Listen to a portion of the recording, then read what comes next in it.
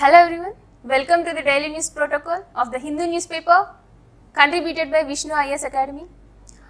Today we are going to have an interesting session of the news articles of the newspaper which are very much important for the prelims. So let us get into the discussion. Today we are going to see the news articles for the date May 5th, 2022. So before going to the discussion, let us see the topic first. The topic is regarding the governor and the president's powers. So there is an issue going on between to question the powers of the governor and the president. So in this scenario, if we can see a court case, a very famous, which has become a very famous in recent days, that is nothing but the Perarivalan case. A.G. Perarivalan case. He is one of the convict of the Rajiv Gandhi assassination case that was done in the year 1991. Mr. Rajiv Gandhi's assassination was done through the suicidal bomb. We all know that fact. In the year 1991. So by that time, a group of conspirators has done an assassination, and also they have conducted some bomb-like devices. They have improved some bomb-like devices. Here comes the role of the Perarivalan, Mr. Perarivalan. He has developed a powerful battery which is consisting of a powerful capacity to blast a bomb, to create a powerful explosion. So with that, as he is a graduate of the electronics and communications degree, he could develop such a high power battery, and also he illegally gave that battery to these assassinators. So under that crime, he was arrested in that case, in that year. So since then, he was in the prison, and also he pursued his education from then onwards. So after that, he could get highest percentages in his education, and also he could attain some gold medal in the educations while studying those degrees in the prison itself. So considering all these good conduct and all these good performance all over these 30 years, it's been 30 years he was in the prison till now. So the Tamil Nadu government has considered the good conduct of that person, so that that government wanted to reduce his punishment. So if we can see the details, in the year 2014, the death penalty which was given to him in the year 1991 was commuted to life imprisonment. So the severity of the punishment was reduced in the year 2014, and afterwards this was being continued, and later on, after so much of discussions, the government has done a release based on bail. The Tamil Nadu government has released him on bail in the year 2022. And also the state government, the Council of Ministers of Tamil Nadu government advised and asked the governor of the state to reduce his punishment and also to release him completely. So that is the request done by the Council of Ministers of Tamil Nadu to the governor. So in this scenario, what could be the function, what could be the role and power of the governor after taking such a suggestion from the Council of Ministers? Is he bound by the suggestion of the Council of Ministers? Is it yes or not? Or can he act on his own, or can he take any suggestion, any reference from his higher authority, that is nothing but the president? So coming to all these questions, let us try to come to a conclusion, or let us try to see some suggestions and possible answers to this scenario. So under this, if we can consider the governor's power, does the governor have the authority to refer the mercy plea to the president? See, let us see what happened here is, just now we have learned that the state government of Tamil Nadu, the Council of Ministers of Tamil Nadu, have given an advice to the governor to release that convict under that case. But here what governor had done is that he referred that consideration to the president. So is there any such consideration under the constitution? In that scenario, if we can see the Article 161.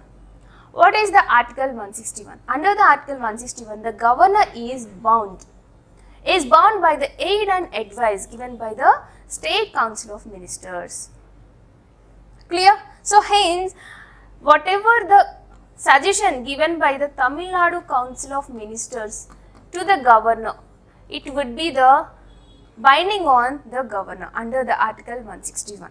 So here what the governor of Tamil Nadu has done? He had referred that suggestion to the president whether to proceed towards it or not. So here comes that by receiving that consideration, the central government has asked the Supreme Court to consider its possibility to implement that. And also the central government has asked the Supreme Court to wait to give the verdict till the president's ruling, till the president order comes on this issue. Okay, here what is happening here? The executive, the central government is suggesting the judiciary and asking it to consider the president's order.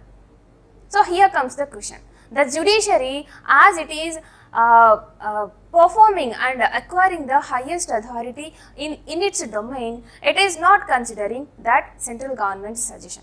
It is questioning that question of the central government.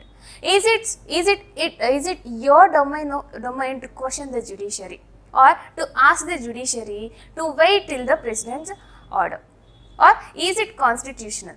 So in this regard, if we consider the Article 161, under this governor cannot refer such a suggestion given by the State Council of Ministers to the President.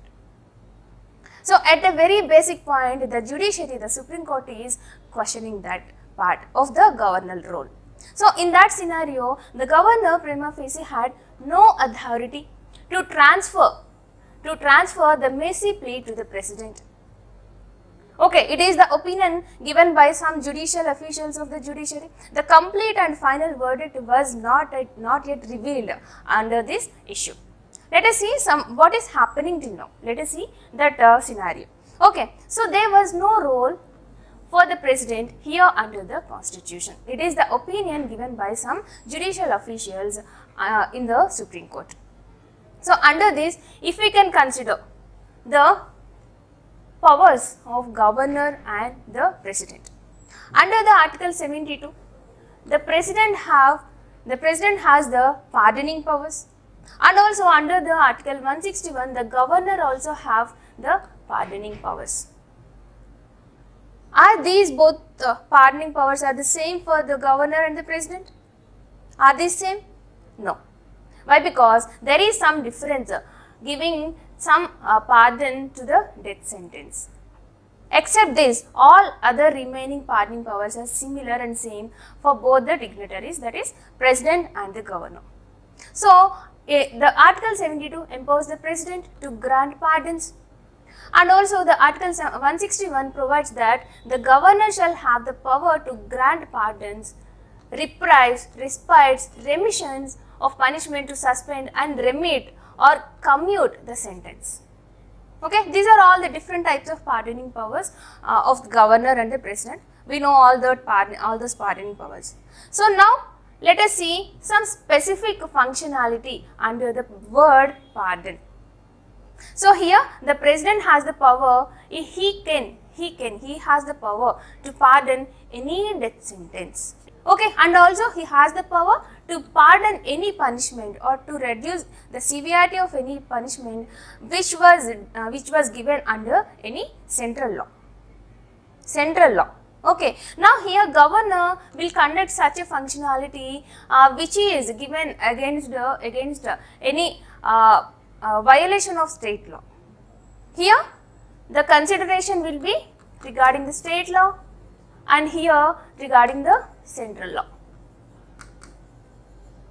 Okay, and finally one more difference is that governor cannot pardon the death sentence.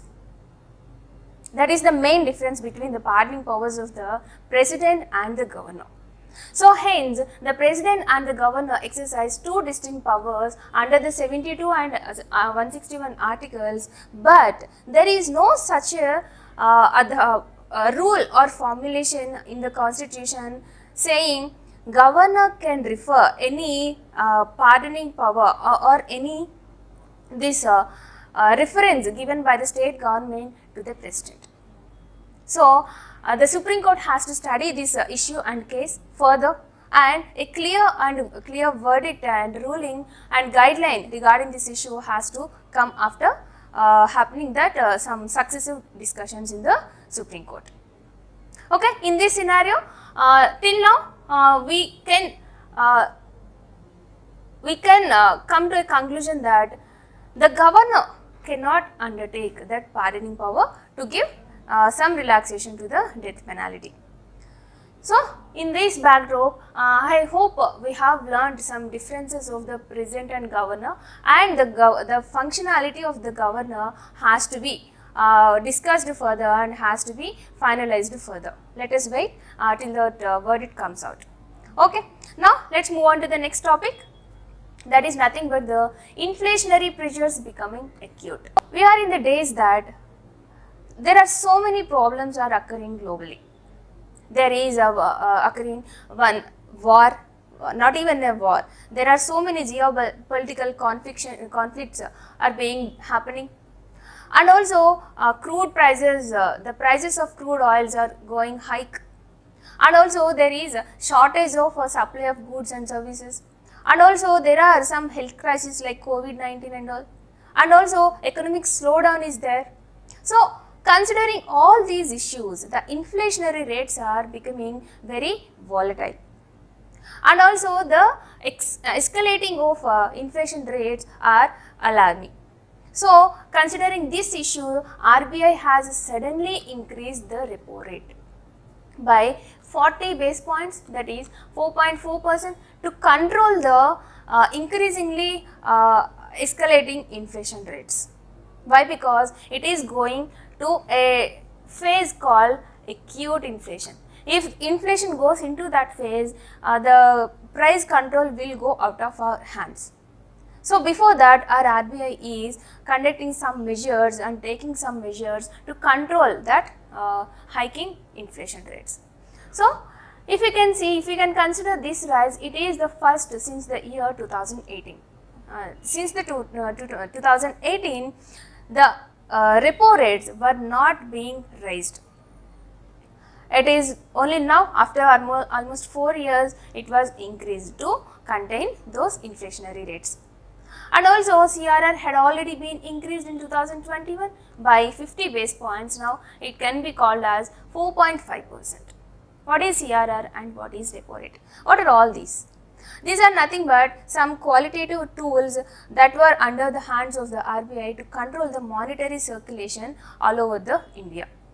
And also these are some sort of rules and regulations that to be imparted on the banks to regulate that monetary circulation. Okay, so if we can consider the meaning of the repo rate, what is repo rate? Repo rate is nothing but it is the rate at which the central bank lends money. It lends money to the banks. Okay, in return it will take some collaterals from the banks. And also, as bank is getting loan from the RBI, it will give some interest rate to the bank, to the central bank. So, you got clarity here, right? The RBI will lend money to the banks, and in return, it will pay some interest rate, that is loan.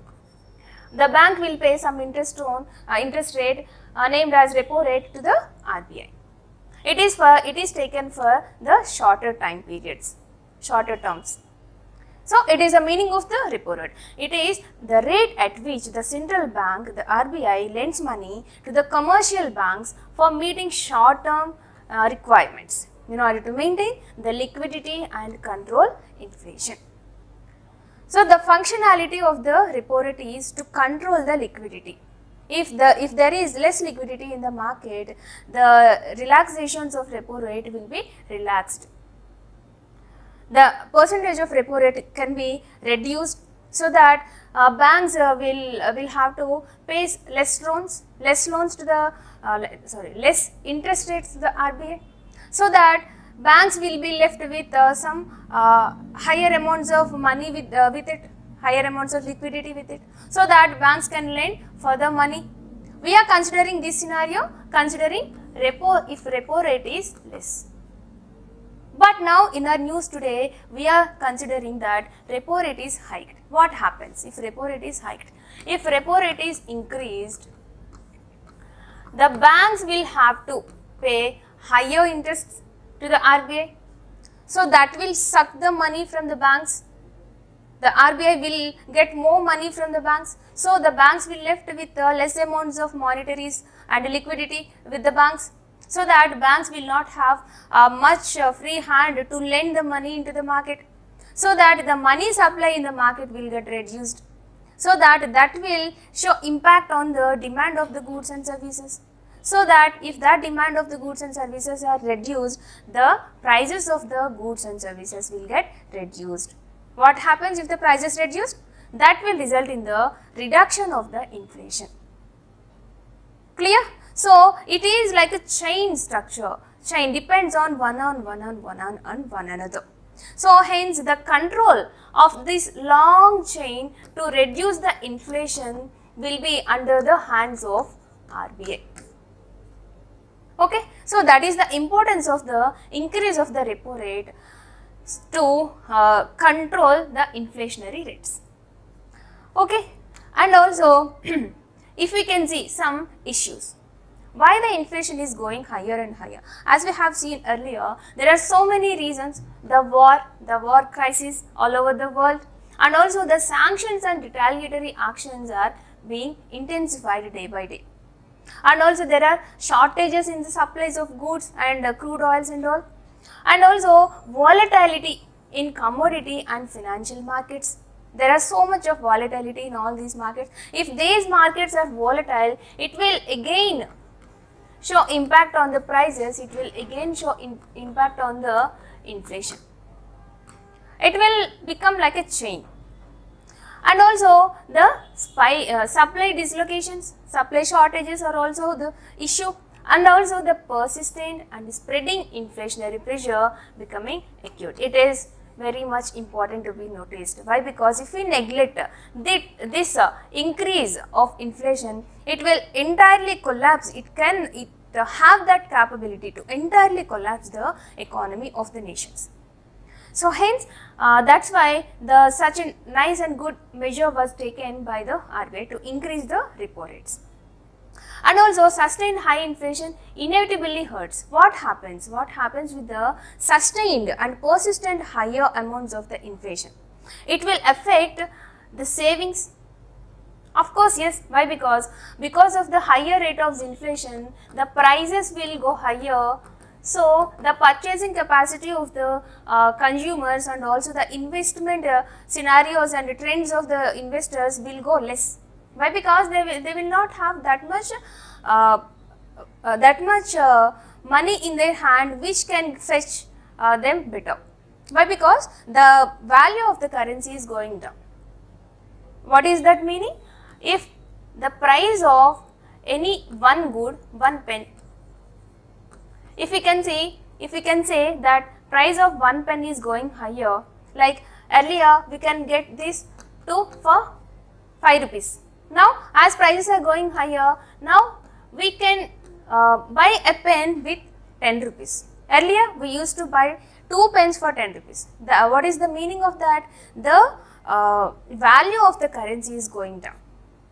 Even if the person, the consumer or normal citizen is having plenty of amounts of money in his hand, the value of that money, the value of that currency will go down, is going down because of the hike in the inflation. So that's how the persistent and sustained higher inflation will inevitably hurt the savings. This consumer will have to spend so much of money on so that to attain lesser amounts of benefits or goods. So hence he will not left with any money to save. I hope you got that linkage between these two. And also as well as the savings will go lesser, it will also affect the further new investments. The same reason is that the person will not be left with any amount of any further huge amounts of currency in his hand. And also the competitiveness and output growth. Competitiveness will also be reduced. Why? Because there are no investments. There are no new entities or firms being established. There are no new types of innovative goods and services are coming into the market. The existed goods only will present in the society, in the market. So that the competitiveness will get reduced. With the sustained and persistent higher inflation rates. All these things will happen. And also the RBI has undertook this decision so that to achieve the predetermined target, that to contain the inflationary rates till 4% within a band of plus or minus 2%. That was the target given under the budgetary promises. Okay, so these decisions are in consonance with the objective of achieving the medium-term targets for consumer price index inflation, CPI inflation. So the target is to reduce, constrict the inflation rates in between the 4% within the band of plus or minus 2%. Okay, so after learning all these things, the prices and inflation, it is very much important to reduce the inflationary rates so that to maintain the stability and equilibrium in the economy as a whole. Okay, after learning all these things, let's move on to the next topic, that is nothing but regarding the gender ratio. Recently, a report called 2020 Civil Legislative System Report has released some gender ratios, the sex ratio of all the states of India. So under that, the state Ladakh has recorded highest amount of the gender ratio. What is the sex ratio here? That is nothing but sex ratio at birth is nothing but the number of female live births per 1000 male live births. It is important. So that if we can consider that amount of sex ratio of Ladakh, it is nothing but the 1104. What does that mean? For 1000 male live births, there are occurring 1104 female births. So the female births are higher than the male births. That is 104 number is higher in the Ladakh. So that's why it has recorded the highest sex ratio at birth all over the India. And also if you can see the second state as such, that Ladakh is the first one and the Arunachal Pradesh with 1011, it is with 1104 is the second one, and the third one is Andaman and Nicobar, and the fourth one is Tripura, and the fifth one is Kerala. Till now we are learning that Kerala will perform very well in these population figures and also in the education sector. But now Kerala has gone till the 5th position in its sex ratio records, and Ladakh has topped the list. And also if you can see the worst performer, the Manipur has shown the lowest record of the sex ratio. Manipur has the sex ratio 880. Okay, all like that. The Dadra and Nagar Haveli, Gujarat, Haryana, Madhya Pradesh, all these are the bottom 5 states and UTs. Okay, so that is all to be known under this topic. The results were given by the organization, a report called 2020 Civil Registration System Report. Okay, after learning all this, let us move on to the next topic, that regarding the Shigella food poisoning. What is the Shigella? Recently in Kerala, we are seeing in news that after eating some outside food, that is nothing but like shawarma and all, after having that food, around 20 people became very sick, and few of them, 1 or 2 people were died because of the poisoning of this Shigella through that contaminated food. This is, the contamination of food is that much dangerous and that much lethal. So in that scenario, let us see some facts regarding the Shigella. The scientific name of Shigella is Shigella soni. It is a bacteria. It is important whether it is a virus or bacteria or a fungi or protozoan. It is a bacteria, a bacillus. As we can see the figure here, it is a type of bacillus, a rod-like bacteria. Okay. So, by contaminating the food items, it can cause some deaths also. It causes the infection called as a disease called as Shigellosis. The symptoms of that are the severe vomitings, fever and severe diarrhea. In severe, exceptional severity cases, it can also cause the encephalopathy and also the brain edema and also toxic megacolon of a stomach, and so that it will cause the death ultimately. And also if we can consider the mortality rates of Shigella, these are very high that were resulted with the Shigellosis. So, we shouldn't take light the food poisoning. Okay, we will get some vomitings and diarrhea and we will get become well after a few days. We shouldn't think like that. Why? Because the poisonous bacteriums like these may cause death sometimes. Okay, I hope you people will be very careful from now onwards to eat the outside food. Okay, have a healthy life. Okay, Press Freedom Index 2022. What is it? It is released by an NGO. It has given some rankings to all the nations. It has given the ranking to the India as well. The ranking was go down till the 150. Earlier it was 142, but it went down till the 150 out of 180 countries. That was given by an NGO called Reporters Without Borders. It is the 2020 World Press Freedom Index. Okay. Last year, in the year 2021, the rank was 142. If you can see the topmost countries of this, as we can see, the Nordic countries will always top those lists which consists of any happiness or good and healthy nations or any good economy and healthy lifetime. In all the good conditions, in all these good indicators, the Nordic countries will always top. At the majority of the times, all these Nordic countries will top the lists. So, here also happened the same.